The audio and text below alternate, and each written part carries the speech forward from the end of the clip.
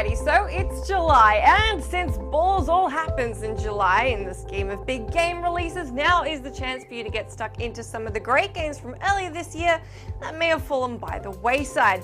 You know the ones, I'm talking that pile by the side of your bed, or the ones that are clogging up your Steam library. Maybe you installed them, maybe you even watched the intro sequence, or played an hour or so, but you sure as hell didn't finish them. Be sure to let me know your examples, but here are my picks. Let's start with an obvious one. Watch Dogs has been out for a month and a half now, so you really should be more than an hour into it.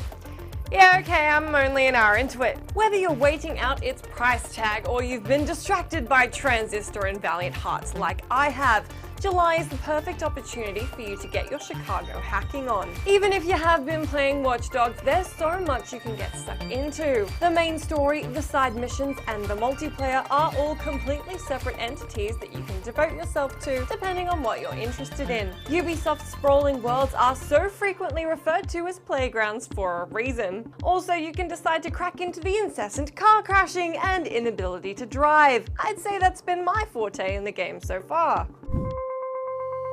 Alrighty, so this entry is a little bit biased since it is one of my favorite games of 2014 so far, but since some of you have expressed your love of RPGs in the past, let's talk Might and Magic 10 Legacy. A lovely nostalgic callback to when RPGs crossed from pen and paper to computers, Might and Magic 10 is the latest installment in this series of turn-based old-school computer RPGs. Like a lot of older RPGs, the time sink sits at a tidy 40-odd hours, depending on your penchant for side quests. But the game has a great monster and quest-heavy world, and the turn-based combat demands enough tactical forethought that you'll rarely find yourself bored. If you rue the day devs decided to oversimplify and modernize RPGs, then this will well and truly grab your interest. Then again, if slow-paced, really detailed RPGs are not your thing, steer clear and maybe try out this next one. The pacing on this next one is pretty dependent on you and your skill level, or the number of times you rage quit. While you may get sick of other games out of boredom or being overwhelmed, this one will probably come to a fast end due to a broken controller. Or is that just me? That's right, I'm talking about From Software's Dark Souls 2. It's pretty widely considered to be a phenomenal game, but it's not everybody's cup of tea. Since July is relatively quiet, it could be worthwhile taking some time to make this game your bitch. You know, so it's not always the other way around. Dark Souls 2 is the sort of RPG that demands mastery of its different elements: exploration, character optimization, and, obviously, combat. And this is totally possible, it just takes time. For some people, an awful lot of time. Last up is a game I'm betting you either completed and felt pretty good about, or you completely forgot it existed. Either way, South Park: The Stick of Truth is a real gem and a lot of fun, so you should probably finish it.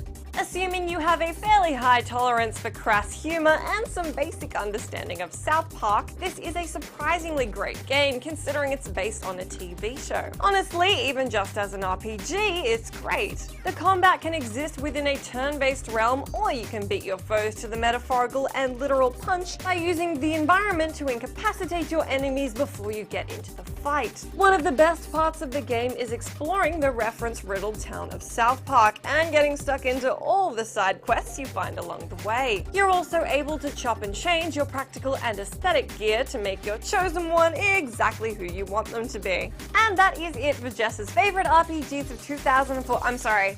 Games you should finish in July. Be sure to let me know your 2014 favorites in that commenty bit down below. Last week I talked to you guys about some of my very favorite trailers from E3 that didn't get quite so much attention.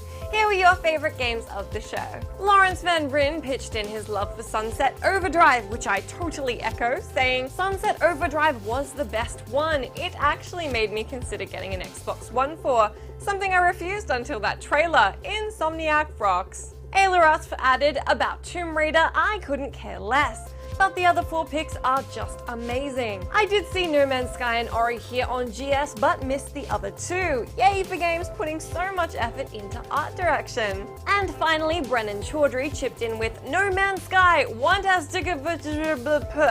That's about right. Be sure to leave me a comment letting me know what is on your to-play list for this week and if there's any games you've been meaning to get stuck into for a while.